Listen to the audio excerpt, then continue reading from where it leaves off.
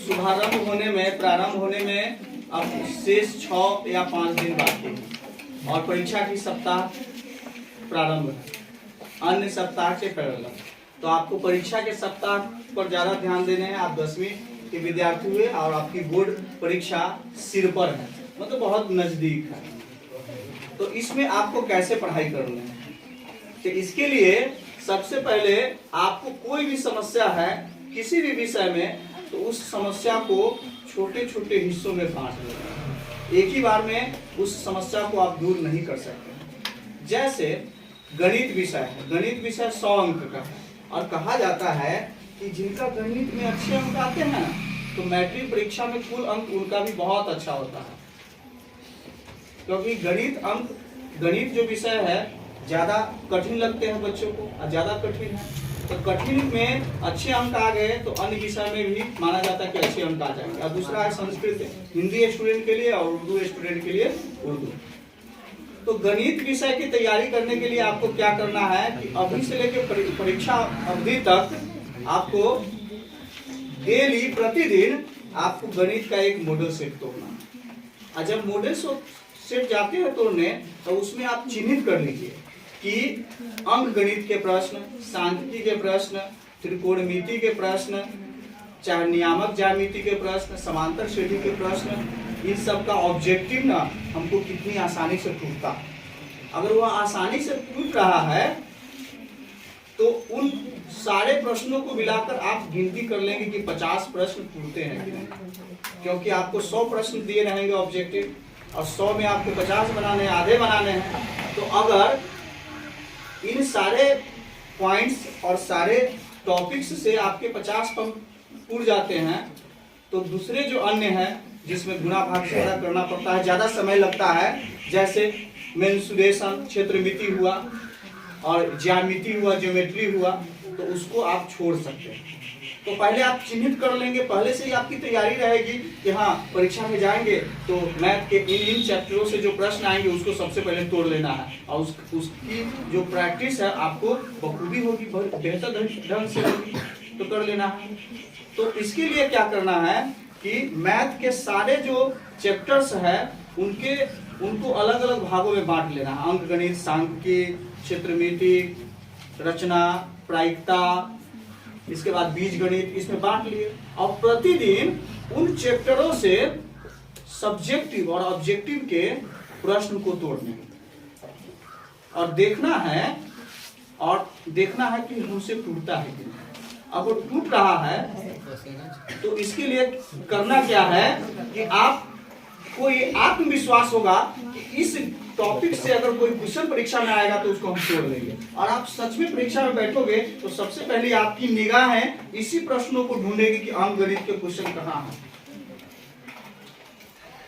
त्रिकोणमिति के प्रश्न कहाँ हैं, ज्यामिति के प्रश्न कहाँ हैं, समांतर श्रेणी के प्रश्न कहाँ हैं, और उसको आप आसानी से तोड़ लेते हो। ऐसे प्रश्न सब कुल मिलाकर 50 हो जाते हैं, आपका ऑब्जेक्टिव कंप्लीट हो जाता है। फिर सब्जेक्टिव में भी वही है कि आधे 30 प्रश्न रहेंगे 2 अंक स्तरीय, उसमें 15 का उत्तर देना है।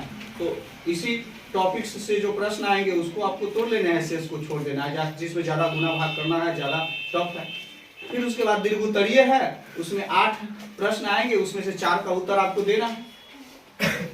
तो इसलिए आप ना अंक गणित के जितने सारे प्रश्न पिछले 10 साल में पूछे हैं, त्रिकोणमिति के जितने पूछे हैं, सांख्यिकी के जितने पूछे हैं, बीज गणित के जितने पूछे हैं, ज्यामिति के जितने पूछे हैं, समांतर श्रेणी के जितने पूछे हैं, नियामक ज्यामिति के जितने पूछे हैं, सब प्रश्नों को एक जगह संग्रहित कीजिए और उसको बनाइए और बनाकर आप देखिए कि आपको कितना गलती होता है। अगर ज्यादा गलती आप हो रहा हो, जैसे आपको ना क्षेत्रमिति में ज्यादा गलती भी हो रहा है, पिछले 10 साल को प्रश्न को तोड़ने में ज्यादा समय भी लग रहा है, तो आपको ये पता चल जाएगा ना कि क्षेत्रमिति मेरा कमजोर है, तो आप उस पर थोड़ा ध्यान देकर उसकी इतनी कम समय में तैयारी भी कर लेंगे।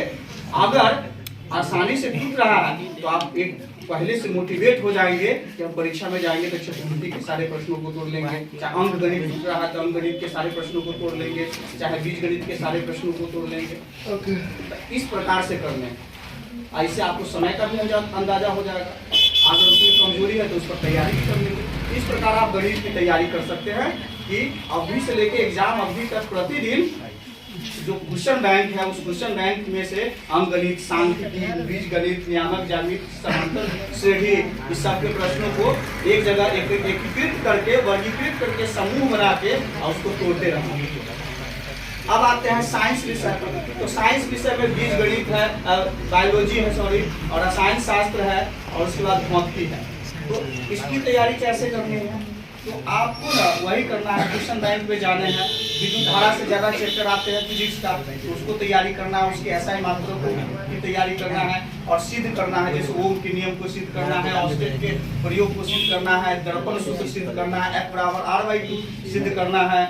इसके बाद ना आपको ना प्रतिरोधों का समूहन जो है, समान श्रेणी क्रम समूह, समांतर क्रम समूह, ये सब दीर्घोत्तरीय प्रश्न आएंगे, तो उसको एक जगह एकत्रित कर लेंगे और उसका प्रतिदिन आप तैयारी करेंगे, प्रैक्टिस करेंगे। इसके बाद 2 अंक स्तरीय जो प्रश्न आते हैं उसकी आप तैयारी करेंगे। कुछ आपको आंकिक प्रश्न आएंगे, अगर वो आपको कठिन लगता है तो छोड़ देंगे। इसके बाद बायोलॉजी में एक नामांकित चित्र बनाना रहता है, दीर्घोत्तरीय में आता है, और दीर्घोत्तरीय में पिछले 10 वर्षों में कौन से प्रश्न कहाँ से आए हैं उसको एकत्रित कर लेंगे और उसका अभ्यास करेंगे, क्योंकि वो ऐसे ही आते हैं और उन्हीं में से आते हैं, कोई एक्स्ट्रा कहीं से क्वेश्चन आने से रहा। फिर 2 अंक स्तरीय में है, सब चैप्टर से, सभी जो चैप्टर है वो सब चैप्टर से देख लेंगे कि किस पॉइंट से ज्यादा प्रश्न आते हैं। जैसे जीव विज्ञान में, बायोलॉजी में श्वसन है, पोषण चैप्टर है, इसके बाद हार्मोन्स जो है, हार्मोन वाले जो चैप्टर है, तो पादप हार्मोन है, जंतु है, इससे ज्यादा प्रश्न आते हैं, ऑब्जेक्टिव भी ज्यादा आता है, जैव विकासवाद है, इस चैप्टर से भी अच्छे खासे प्रश्न आते हैं।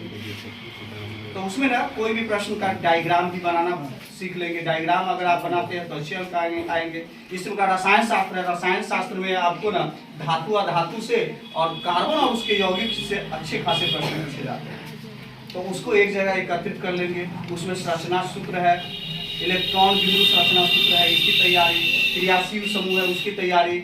इसके बाद ना एल्युमिनियम का डिस्कशन है इस टॉपिक से, धातु अधातु टॉपिक से। इसके बाद में प्लास्टर ऑफ पेरिस, विरंजक चूर्ण, ये जिप्सम, ये सब, और खाने वाला सोडा, धोने वाला सोडा, ये सब से भी प्रश्न आते हैं, उसके उपयोग से प्रश्न आते हैं, उसकी तैयारी, और सबका जो सूत्र है उसको लिखने का काम करें। इसके बाद संस्कृत पढ़ाते हैं जो 100 अंक का है, तो संस्कृत से आपको ना व्याकरण पोर्शन को देखना है। व्याकरण पोर्शन में ना आपको प्रत्यय से, संधि और समास के प्रश्नों को तोड़ना है, उसका अभ्यास करना है, उसको याद करना है। और आपको ना शब्द रूप ज्यादा कठिन लगता है तो उसको आप छोड़ सकते हैं, लेकिन पत्र लेखन और आवेदन लेखन संस्कृत में रहेगा ही 5 अंक में, तो उसका नित्य अभ्यास करेंगे। और इसके अलावे आप ये भी देखेंगे कि उसमें उसका अनुवाद है, तो अनुवाद का प्रैक्टिस करेंगे, वो भी अच्छे अंक आपको देकर जाएंगे। अनुच्छेद 5 अंक में पूछे जाते हैं, अनुच्छेद, या 7 अंक में, जितने पंक्ति में लिखना है उतने अंक में। अगर 6 पंक्तियों में लिखना है तो 6 अंक के होंगे, तो उसका अभ्यास करते रहना है। 4 दिए रहेंगे, उसमें से कोई एक बनाना है।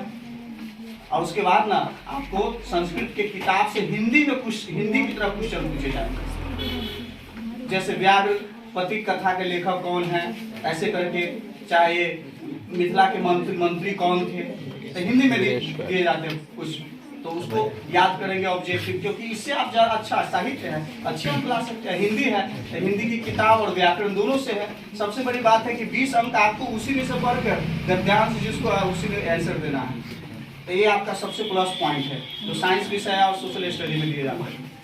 और सोशल स्टडी में आपदा प्रबंधन से 7 अंक के प्रश्न रहते हैं। और ज्योग्राफी में आपको बता देते हैं, ज्योग्राफी में बिहार का जो खनिज है और बिहार के जो कृषि है उससे बहुत प्रश्न पूछे जाते हैं भूगोल में, तो उसकी तैयारी करेंगे ज्योग्राफी में। और उसके अलावा ना नवीकरणीय अनवीकरणीय ऊर्जा है, इस चैप्टर से ज्योग्राफी में बहुत ज्यादा प्रश्न आते हैं। ऑब्जेक्टिव भी आते हैं, 2 अंक स्तरीय आते हैं, दीर्घोत्तरीय भी आते हैं। इतिहास है, तो इतिहास में भारत का स्वतंत्रता जो आंदोलन है, भारत का राष्ट्रवाद है, रॉलेट एक्ट है।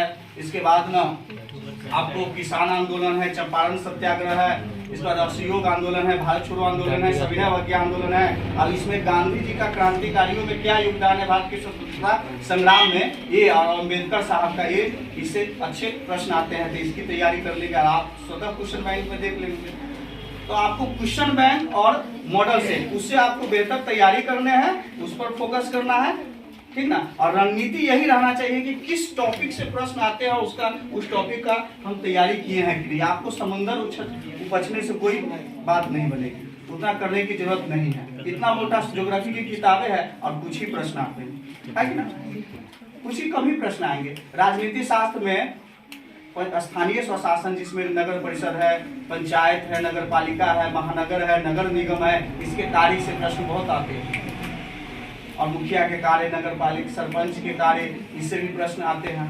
इसके बाद दबाव समूह है, इससे प्रश्न आते हैं। इसके बाद ना इकोनॉमिक्स जो है, जिसमें इकोनॉमिक्स विषय में क्या है कि आपको ना ये भारत की जो अर्थव्यवस्थाएं हैं जिस विस्तृत है, इसके बाद ना समाजवादी अर्थव्यवस्था है, पूंजीवादी अर्थव्यवस्था है, इससे प्रश्न आते हैं। आय है, आय का गणना है, बैंक के कार्य है, इससे प्रश्न आते हैं। तो उसकी तैयारी करेंगे, उसको देखेंगे आप। क्वेश्चन बैंक में भी देख लेंगे कि इन टॉपिक से प्रश्न आएंगे और उसको एकीकृत कीजिएगा।